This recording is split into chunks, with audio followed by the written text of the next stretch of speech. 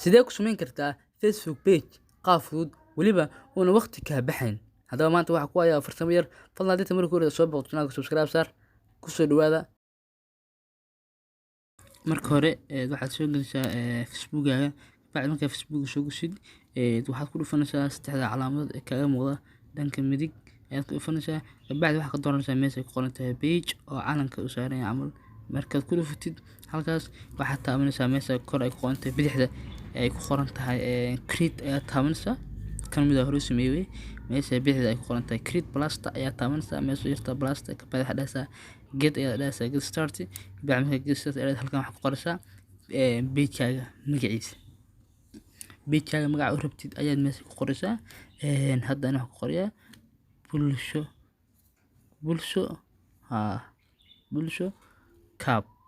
bulsho cab ayaan ku qorayaa.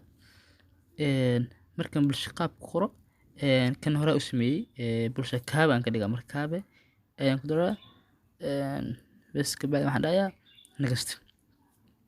kan waa kan wuu aqbalay waayo category-ga aad rabtid page-kaaga muxuu yahay. ani waxaan dhahayaa health and beauty eraaday bas waan ku dhuftay ka bacdi next aan dhahayaa category-ga hadda la rabo ka muuqdo. next waan dhahayaa ka bacdi markaa next dhaho waxaa ku xigta qaybta kale. horta option afar option ka kooban yahay, laba option waan soo marnay. hadda waxaa noo dhiman option-ka saddexaad. option-ka saddexaad ma ku dhufano saan ayuu noqonayaa. meeshaan ayuu keenay ka bacdi wuxuu ku leeyahay bulsho cab website ma leeyahay. hadduu website leeyahay waxaad dhahaysaa www, haddii kan waxaad dhahaysaa next. kan option waaye bas waa ka tegaynaa. ka bacdi hadda page-keena saan ayuu noogu sameysay. ka bacdi kaliya waxaa ku dartaa image-yada oo aad sawirka saaranaysid bas ku dar, inta kale waa caadi. haddaba markaas halka u timaadid oo uu page-ka kuu sameysay hadda ka bacdi sawirro bas ka dhiman iyo inaad information ka buuxishid kaliya bas wax kale ma ka rabo. haddaba si aad xogtaas iyo information-ka ku buuxishid meesha ay ku qoran tahay qalinka ay editing page ku qoran tahay barta ayaa ku dhufanaysaa.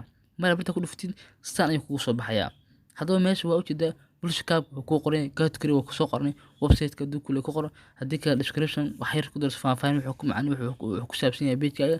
ka bacdi contact imaanaysaa meeshaan waxaad gelinaysaa lambarkaaga. tusaale ka soo qaad furaha 6 furaha 2 42 bas email address haddaa leedahay meeshaan gashanaysaa.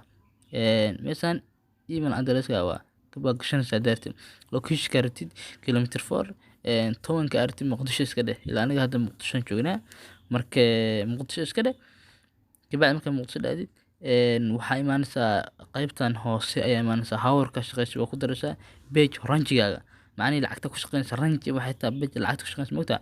marka aniga waxaa isku daran £1 dollar kuma jiro marka £1 iska dooranaade. iska qurxin page-kaaga inay ku qurxiso bas wax kale ma laha faa'iido ma kala ma laha la taani. ka bacdi meeshan waa kan photo iska ku dhufanaysaa. photo waa kaarta gashanaysaa. marka wakaas fadlan